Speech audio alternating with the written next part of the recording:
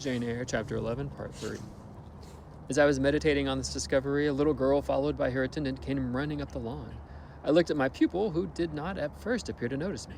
She was quite a child, perhaps 7 or 8 years old, slightly built, with a pale, small-featured face and a redundancy of hair falling in curls to her waist.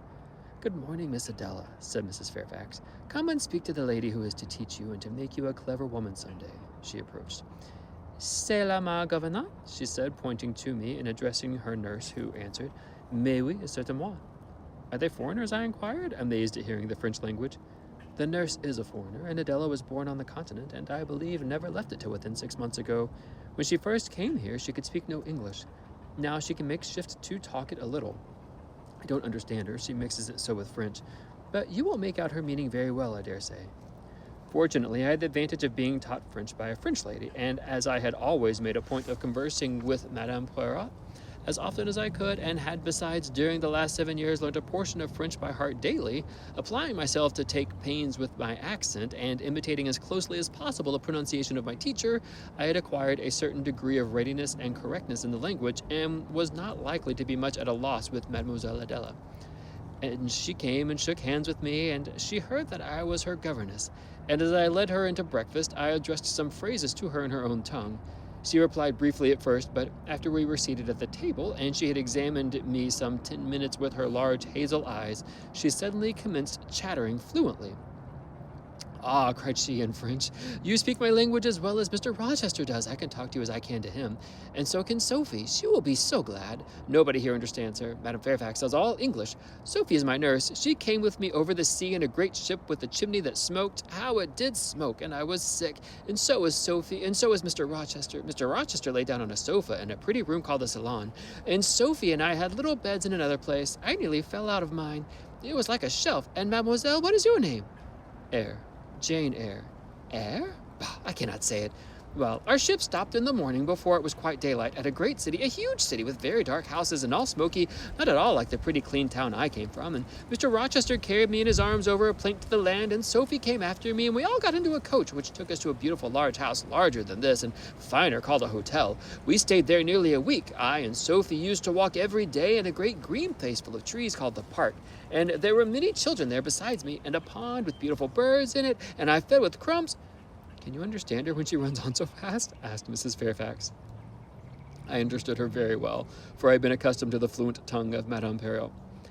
"I wish," continued the good lady, "you would ask her a question or two about her parents. I wonder if she remembers them." "Adele," I inquired, "with whom did you live when you were in that pretty clean town you spoke of?" "I lived long ago with Mamma, but she has gone to the Holy Virgin. Mamma used to teach me to dance and sing and to say verses. A great many gentlemen and ladies came to see Mamma, and I used to dance before them or to sit on their knees to sing to them. I liked it. Shall I let you hear me sing now?" She had finished her breakfast, so I permitted her to give me a specimen of her accomplishments.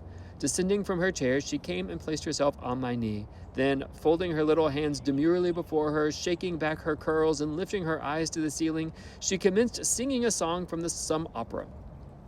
It was the strain of a forsaken lady who, after bewailing the perfidy of her lover, calls pride to her aid. Desires her attendant to deck her in the finest jewels and brightest robes, and resolves to meet the false one that night at a ball, and prove him by the gaiety of her demeanor how little his desertion had affected her. The subject seemed strangely chosen for an infant singer, but I supposed the point of the exhibition lay in hearing the notes of love and jealousy warbled with the lisp of childhood, and in very bad taste that point was, at least I thought so. Adele sang the canzonette tunefully enough, and with the naivete of her age. This achieved, she jumped from my knee and said, "Now, mademoiselle, I repeat you some poetry." Assuming an attitude, she began La Ligue des Races, Fable de la Fontaine. She then declaimed the little piece with an attention to punctuation and emphasis, a flexibility of voice, and an appropriateness of gesture very unusual indeed at her age, and which proved she had been carefully trained. "Was it your mamma who taught you that piece?" I asked. "Yes, and she just used to say it this way," to which she says some things in French. She made me lift my hand, so to remind me to raise my voice at that question. "Now shall I dance for you?" "No, that will do. But after your mamma went to the Holy Virgin, as you say, with whom did you live then?" with Madame Frederic and her husband. She took care of me, but she is nothing related to me. I think she is poor, for she had not so fine a house as Mamma. I was not there long. Mr. Rochester asked me if I would like to go live with him in England, and I said yes, for I knew Mr. Rochester before I knew Madame Frederic, and he was always kind to me and gave me pretty dresses and toys. But you see, he has not kept his word, for he has brought me to England, and now he has gone back again himself, and I never see him. After breakfast, Adele and I withdrew to the library, which room it appears Mr. Rochester had directed should be used as the schoolroom. Most of the books were locked up behind glass doors, but there was one bookcase left open containing everything that could be needed in the way of elementary works, and several volumes of light literature, poetry, biography, travels, a few romances, etc. I supposed he had considered that these were all the governess would require for her private perusal, and indeed they contented me amply for the present. Compared with the scanty pickings I now had and then had been able to glean at Lowood, they seemed to offer an abundant harvest of entertainment and information. In this room, too, there was a cabinet piano, quite new and of superior tone, also an easel for paintings and a pair of globes. I found my pupil sufficiently docile, though disciplined to apply.